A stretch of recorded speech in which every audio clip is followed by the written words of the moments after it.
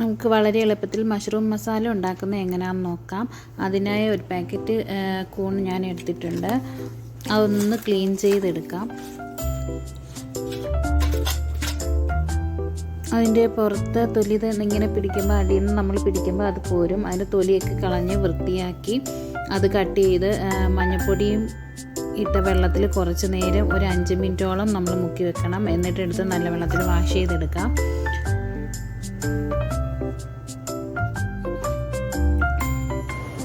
ഒരു പാൻ വയ്ക്കുക, അതിലേക്ക് കുറച്ച് ഓയിൽ ഒഴിക്കുക. ഓയിൽ ഒന്ന് ചൂടായി വരുമ്പോൾ കടുകിട്ട് പൊട്ടിക്കാം. കടുകൊന്ന് പൊട്ടി വരുമ്പോൾ അതിലേക്ക് നമുക്ക് ഒരു സവാള ചെറുതായി അരിഞ്ഞത്, ഇഞ്ചി വെളുത്തുള്ളി ചതച്ചത്, പച്ചമുളക്, കറിവേപ്പില എന്നിവ ചേർത്ത് വഴറ്റി കൊടുക്കാം. സവാളയുടെ ഒരു കളറൊന്ന് ചേഞ്ച് ആവുന്നവരെ നമുക്ക് വഴറ്റി കൊടുക്കാം. ഇത് അപ്പത്തിനും ചപ്പാത്തിക്കും ചോറിനും എല്ലാം കഴിക്കാൻ പറ്റിയ നല്ലൊരു സൈഡ് ഡിഷായിട്ട് ഉപയോഗിക്കാവുന്നതാണിത്.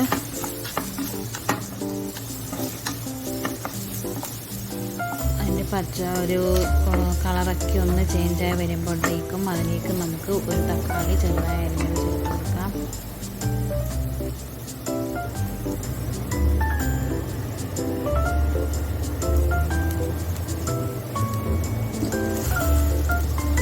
ഞാൻ അതിലേക്ക് ആവശ്യമായ ഉപ്പ് ചേർത്ത് കൊടുത്തിട്ടുണ്ട്. അത് ഏകദേശം ഒന്ന് വഴറ്റി വരുമ്പോഴത്തേക്കും അതിലേക്ക് നമുക്ക് ആവശ്യമായ പൊടികൾ ചേർത്ത് കൊടുക്കാം.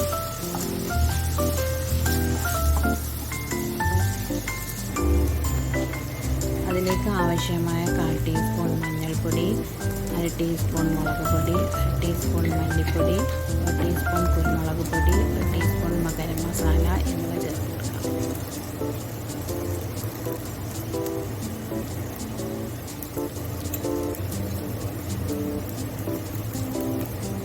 നിങ്ങൾക്ക് എൻ്റെ വീഡിയോ ഇഷ്ടമായെങ്കിൽ ലൈക്ക് ചെയ്യാനും കമൻറ്റ് ചെയ്യാനും മറക്കരുത്.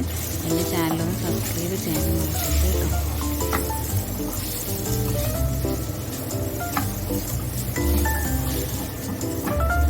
ആ പൊടികളുടെ പച്ചമണം എല്ലാം ഒന്ന് മാറി കഴിയുമ്പോഴത്തേക്ക് നമുക്ക് കഴുകി വൃത്തിയാക്കി കട്ട് ചെയ്ത് വെച്ചിരിക്കുന്ന കൂൺ അതിലേക്ക് ചേർത്ത് കൊടുക്കാം.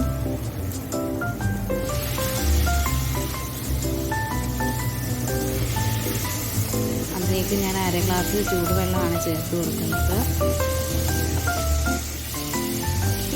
എന്നിട്ട് നമുക്കൊന്ന് മൂടി വെച്ച് വേവിക്കാം.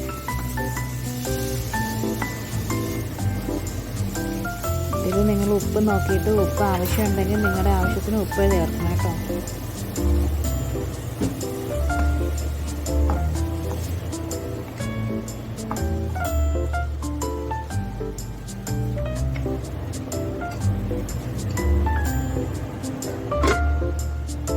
അതൊന്ന് ഏകദേശമായി വരുമ്പോൾ ഇതിലേക്ക് കുറച്ച് മല്ലിയില ചേർത്ത്